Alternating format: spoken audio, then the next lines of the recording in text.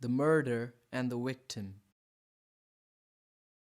When young American Ronald decided to commit suicide, he chose the most straightforward method he could think of: jumping. He went to the 10th floor of his building and threw himself off the edge after leaving behind a written letter explaining the profound despair that drove him to the act.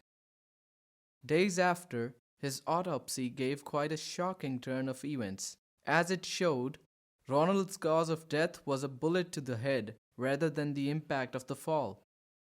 Further investigation revealed that the shot came from the 9th floor of his building.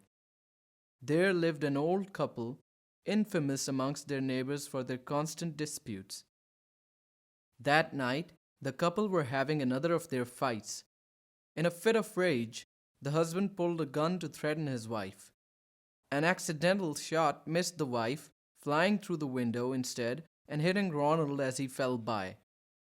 In court, the husband faced charges of involuntary killing, but the couple insisted that their fights happened often, and it wasn't unusual for him to pull out the gun as he thought it was empty. Strangely enough, close relatives of the couple claimed to see their son filling the gun with bullets a week before. He had done this because his mother had recently cut off his monthly allowance and he knew well how his parents fought. He'd hoped that by filling the gun, his father would accidentally kill his mother and land in jail, thus hitting two birds with one stone. With this discovery, the blame went from the father to the son. But perhaps the strangest twist of all is that Ronald himself was in fact the couple's son. As it turns out, growing sick of waiting for his parents' fight, as well as having no money of his own, he had become desperate enough to kill himself.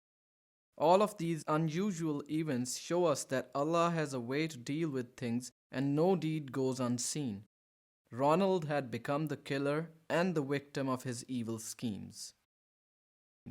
وما أصابكم من مصيبة فبما كسبت أيديكم ويعفو عن كثير وما أنتم بمعجزين في الأرض وما لكم من دون